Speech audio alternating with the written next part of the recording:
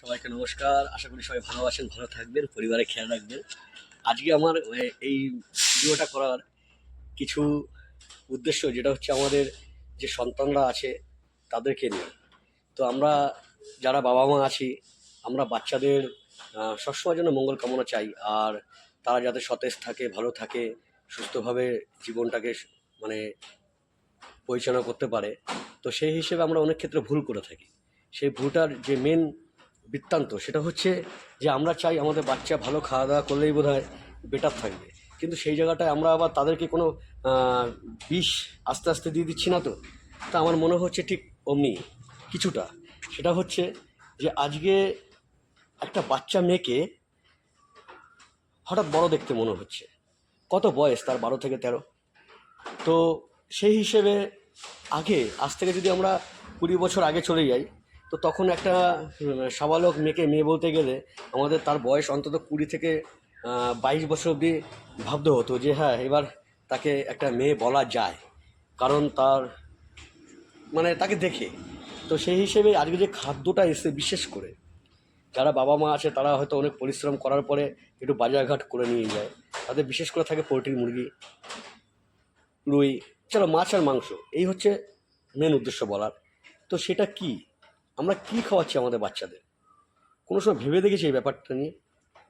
এখন অনেক মেয়েদের একটা শরীর খারাপ, যেটা আহ, সকল পৃথিবীতে যত মা আছে বা বোনেরা আছে সবারই ওটা হয়ে থাকে। তো সেইটা এখন বিশেষ করে খুব ডিস্টার্বের দিকে আছে এখনকার সময়ের যে বাচ্চারা, তাদের জন্য। তো এই সব জায়গাতে আপনারা একটু খেয়াল রাখবেন যে হ্যাঁ, বাচ্চা মানেই যে তাকে আমি এইটা খাওয়াচ্ছি, এটা খাওয়ালেই যে আমার বাচ্চা স্ট্রং থাকবে তা তো না। এখন দেখা যায় কি, যে মোটামুটি বছরে যে শরীর খারাপটা হতো সাধারণ জ্বর, সেই জ্বরটা এখন বছর 3-4 বার হচ্ছে। কোনো সময় খুঁজে দেখা গেছে যে এর কারণটা কোথায়? এর কারণ একটাই, খাদ্য। যদি খাদ্য, দেখুন, আমরা আমরা বলছি কথায় কথায় যে আমরা অভ্যস্ত হয়ে গেছি, এটাকে ত্যাগ করতে পারছি না, সপ্তাহে একদিন নিরামিষ খেতে গেলে কষ্ট হয়ে যাচ্ছে। তো সেই জায়গায় যদি আমরাই ভুক্তভোগী থাকি, তাহলে আমাদের বাচ্চাদের অন্তত ছোটোবেলা থেকে এটা শেখানো উচিত। এবার তাদের মঙ্গলের জন্য যদি আমরা পরিশ্রম করতে পারি, জল বৃষ্টি রোদ, তাহলে এইটুকু ডিসিশন তো নিতেই পারি আমরা। এই ডিসিশনটা নেওয়া দরকার। তবে আজকে আমার বাচ্চা, যদি আমি বাচ্চার ভাবনা রেখে যদি তাদেরকে খাওয়া দাওয়ার জায়গাটা, যদি তারা তো বলেনি যে বাবা আমাকে মাছ মাংস খাওয়াও, কারণ তাদেরকে শিখিয়েছি আমরা, ওই জন্যই তারা বলে রোজের ভালো নিরামিষ খেতে, মাছ মাংস খাবো।